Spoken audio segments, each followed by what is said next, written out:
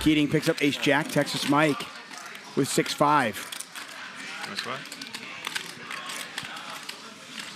Bump it up. 30,000.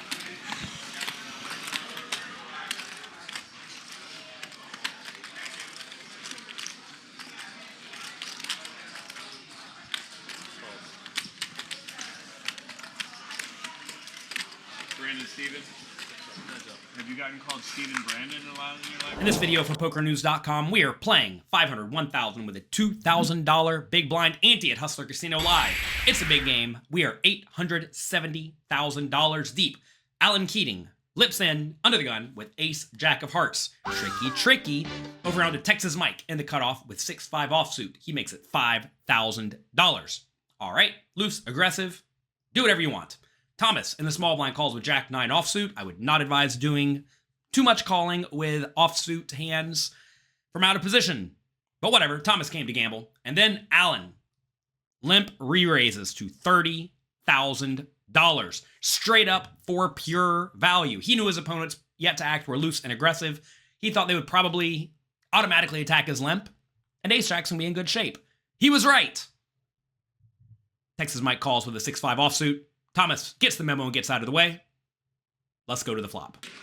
3-bet and a call. And again, these two battling it out. And we can get some action here. Texas Mike with a pair of sixes. Keating with the overs and the flush draw. Keating about a 3-2 favorite. But these guys love to battle. Earlier on, Keating said he felt like it was round 2 of a 12-round bout. And these guys are just trading blows. Two heavyweights going at it. $35,000 bet, and there's a call. Flop is an action flop. It gives both players a little something. Alan Keating has the nut flush draw on the 10 of clubs, 6 of hearts, 4 of hearts board. Texas Mike has 6-5 for a pair and backdoor straight draw. Alan bets 35,000. Texas Mike calls. Good play from both players on the flop. Let's head to the turn. Keating makes the flush. He's got the nuts. Yes, I know technically 8-5 of hearts is the nuts, but for all intents and purposes, Keating has it. Texas Mike, though, has picked up a straight draw to go along with a pair of sixes. He doesn't know he's drawing dead, and he's just bet $85,000. Turn is the 7 of hearts, giving Alan the third nuts, which is pretty much the nuts. And Texas Mike, a straight draw. Alan opts to check. Tricky. You may say, doesn't he want to bet to get all of his money in the pot? Because if he checks, it could just go check. Well, I think against a player who is loose and aggressive and not afraid to bluff, like Texas Mike, checking is by far the best play. Because if you consider most of the hands that Alan is going to limp and then re-raise before the flop, they're going to be hands like overpairs, which just got a whole lot worse given there are now straights and flushes available. And also hands like ace-king or ace-queen or, well, ace-jack like we see here, most of which are going to either have 1 heart or 0 hearts, and those hands are just going to give up. So in order to protect that range that, isn't actually all that good against a range containing a lot of straights, flushes, and 2 pairs, which Texas Mike should have, you want to do a lot of checking. Alan fully realizes this, and he opts to check with the third super-duper effective nuts. Texas Mike opts to bet $85,000 into the $138,000 pot. I think this is actually quite reasonable because, again, if you consider Alan's range, he's going to either call or fold out with his unpaired hands, whether or not they have a heart, right? Like imagine he does have the ace with the queen of hearts. This is a pretty nasty spot. He's going to probably call, but notice that's fine for Texas Mike because he's extracting value. And if Alan does have an overpair, he's not going to fold, but Texas Mike will improve to a straight or 2 pair on the river some portion of the time and either be able to just let it go check and win, or he can put in a value bet when he makes a straight. So I like this 85,000 bet. Let's see if Alan puts in the raise. No, actually, yeah. I guess I have it saved in my phone. It's so funny now. Now it's just information. Calls 85. Keating very quickly makes the call. $308,000 in the pot.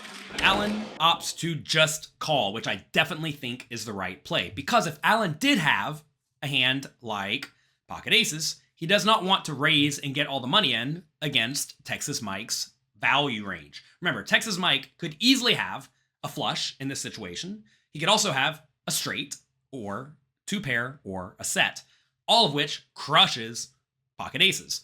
So in order to protect those type of hands, Allen really needs to put some hands in his check calling range that he knows he will never, ever, ever, ever fold no matter what the river is, like flushes.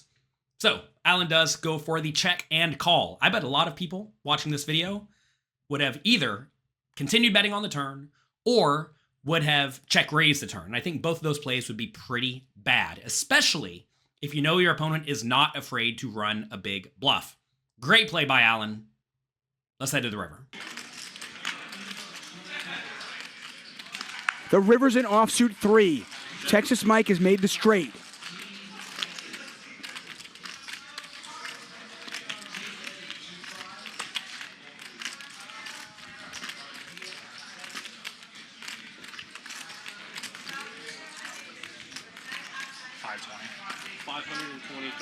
And Texas Mike goes 520. It's only at 205,000 behind. Keating's got the nuts. The river is the 3 of clubs, an absolute disaster for Texas Mike because he went from having a medium strength hand that he could definitely just check on the river to a straight, which is almost always good. Allen opts to not lead, do not lead the river, just like he should not have bet the turn. And also, like he should not have check raised the turn. He should not lead the river. He goes for the check because he wants to give Texas Mike every possible opportunity to value bet his decently strong hands like flushes, straights, and sets. And also, he wants to give him the chance to bluff when he does have a random unpaired hand, like Queen of Hearts 9 that somehow decided to float the flop and then bluff the turn, right? So, he checks. Texas Mike comes in with a $520,000 bet, way more than the size of the pot. You think Allen's going to get scared and just call?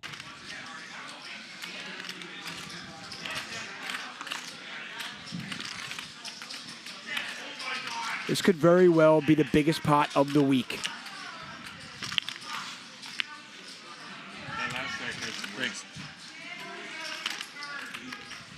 Come on. Keating all in.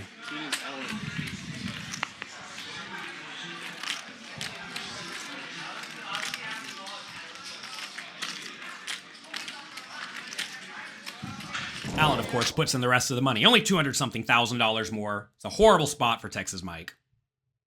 Let's see if he can find the fold. 1.55 million in there. It's 200,000 to call. That's all that Texas Mike has left.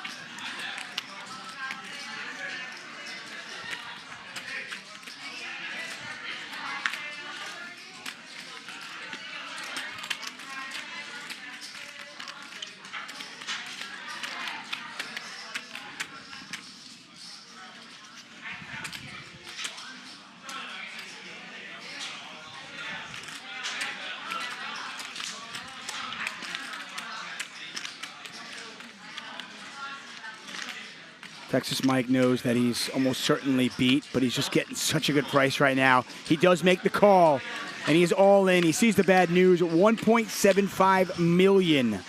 This pot was huge. What I want to know is what is the biggest pot you have ever played? And did you win or lose it? Let me know in the comment section down below. The Texas Mike was up over $500,000. He is now down $1 million.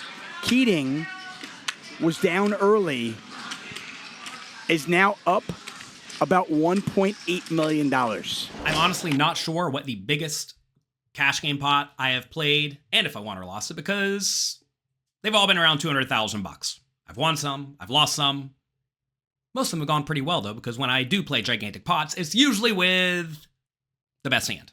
In tournaments, though, I have played heads up 3 times for about $500,000 difference between first and second place. Luckily, I've won 2 and lost 1. So that's good. In this hand, Texas Mike opted to call, and I certainly do not fault him. That said, if there's ever a spot where your opponent's probably not bluffing, it's when they check raise for a tiny bit more. In this spot, it would be absolutely savage if somehow Keating had a 5 and was check raising for value / maybe to get his opponent to fold out the chop.